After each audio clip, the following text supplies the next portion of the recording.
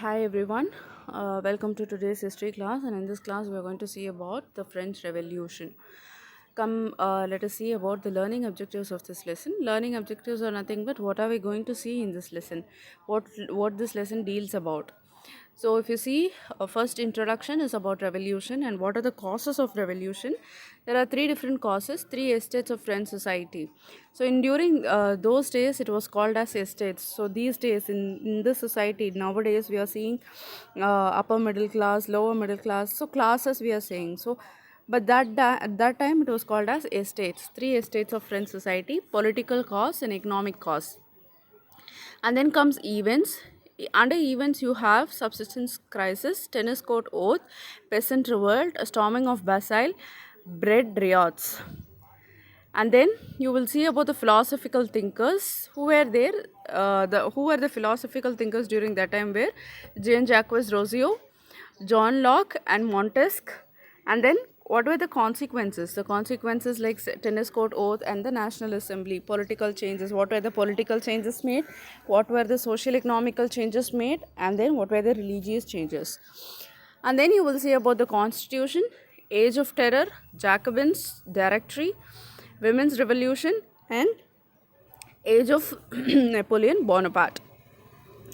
So, coming first to the revolution, it is nothing but a recognized momentous change in any situation. So, if there is a change in a situation made, that is called as revolution.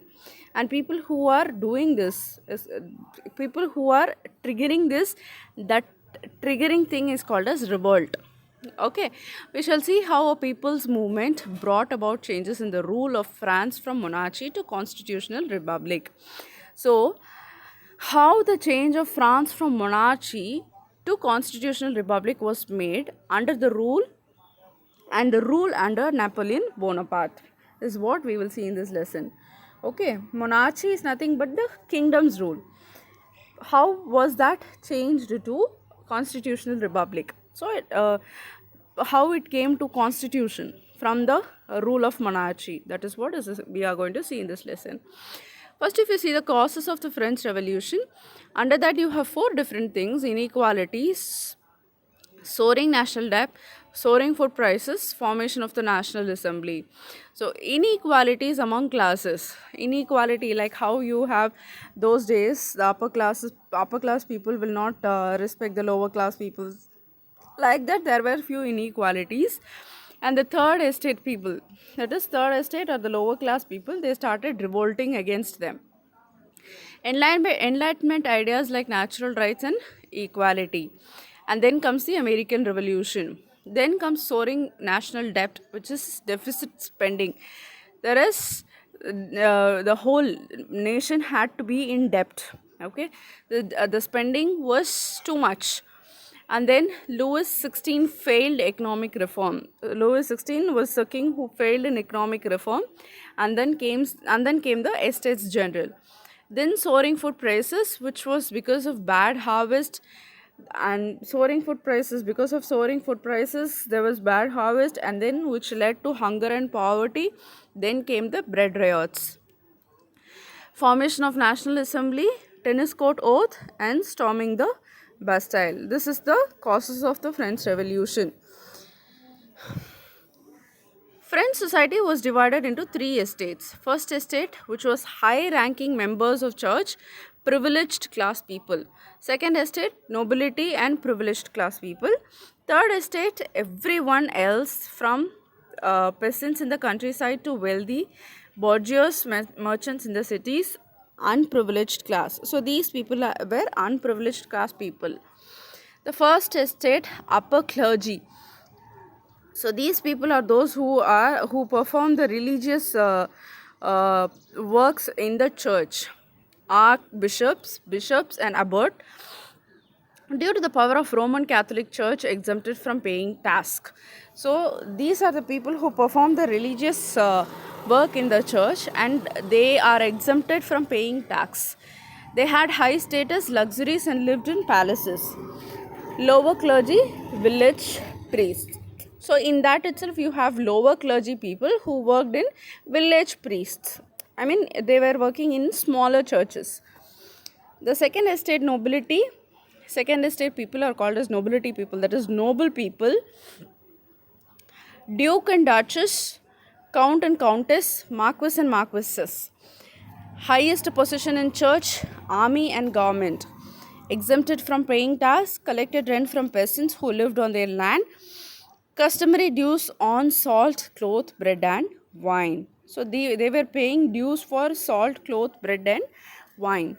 Third estate people, they were 26 million citizens. So they were the citizens of that nation. Burghers, peasants, artisans, merchants, manufacturers, bankers, lawyers. These people were considered to be third estate people. The poorest people among them were journeymen, servants, construction workers, street sellers, etc. And these people were exempted to pay the tax. And if you see the role of these people, first and second estate people, what were their role? Clergy, they were the 1% of the population. They control lots of lands, operated the schools, aided the poor, lived in great luxury. That is Chatex. Chatex is nothing but a big palace, French palace and French bungalow. This is called as Chatex. Doesn't have to pay tax to king. Second estate people are those nobles. Nobles had almost complete authority over peasants. Peasants are those who do the agricultural work. They did not have to do military services.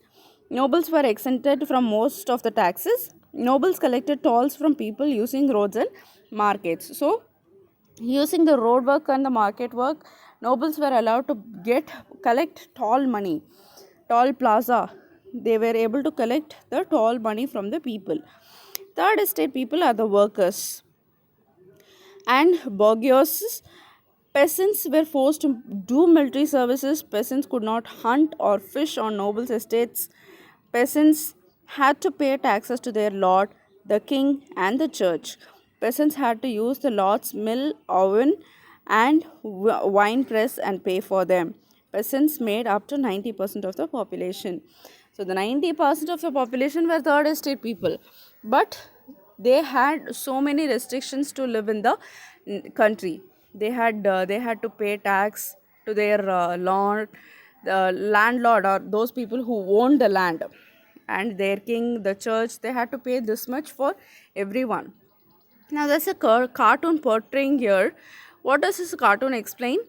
This is it shows how the king, first estate and second estate, abused, used and dependent on the third estate people. That is what the cartoon says. How the first estate and second estate people depended and abused and used the third estate people. Coming to the political cause, the French monarchy, that is the kingdom rule during 1775 to 1793. Louis XVI and Marie Antoinette. In 1774, Louis XVI of the Bourbon family of king ascended the throne of France. He was 20 years old when he married to the Austrian prince Marie Antoinette, who always interfered with the administration. So she used to interfere in the administration of Louis XVI. He ruled as an absolute monarch. He had maintained a huge army and built a big extravagant court at the immense palace of Versailles, which drained the wealth of France. So he was living so luxuriously, and he built extravagant court, meaning all extraordinary palaces, and he constructed all that in such a way that it started draining the wealth of the France. So these are the palaces of Versailles. There were political body known as Estate General, to which three estates sent their representative to discuss contemporary issue. So there was one Estate General to which all the three estate people will send someone as their representative to discuss the issues which they have. However, the monarch alone could decide when to call a meeting of this body. But the monarch, that is the kingdom only, will decide when to call this meeting. During that time only, the representative of all these three will go and discuss their issues. The last time it was done was on 1614. So it was done during 1614. This was the Estate General that happened during the last 1614. Each estate had one vote irrespective of the number of representative. The estate general had power to increase the tax. So if they want, estate general, if they want, they can also, they had the power to increase the tax amount. Main problems in representation of third estates. So 90% of the group were third estate people. What were the main problem in representation? Largest group with only one vote in the estates general. There were 90%, but among that only one will be voted. Third estate wanted each person's vote to count. But what these people wanted was they wanted each person's vote to be counted. To protest the unfair voting, the third estate tells the king to get lost and they make their own government, calling themselves as the National Assembly. So, in order to save themselves, they wanted the king to get lost from the throne and they wanted a National Assembly in which each and every public have the equal responsibility. Equality is maintained. Coming to economic costs, French economy was based on revenue from land on the feudal system. During Louis XVI, France had 2 billion live debt. So they were debt in the sense they had to pay someone. So France had 2 billion debt. The government charged huge taxes from the third estate people. So in order to pay this, they had imposed the third estate people to pay so much of taxes. In 1776, France helped 13 American colonies to gain their independence from Britain. So during 1776, France helped 3 American colonies in order to gain their independence from the Britain people. This added more than a billion lives to a debt of 2 billion, which reached 3 billion now. Lenders who gave the state credit now began to charge 10% interest on loans. So it was started increasing in 10% of interest of the loans which was given to them. The French government spent and 43% of its budget on the interest payments alone. So the French government had to spend 43% of their whole budget, which is the budget which is created for the whole nation. They had to spend 43% of the budget on interest payments alone, to pay the interest alone. In order to pay the interest for the loan alone, they spent around 43% of their budget.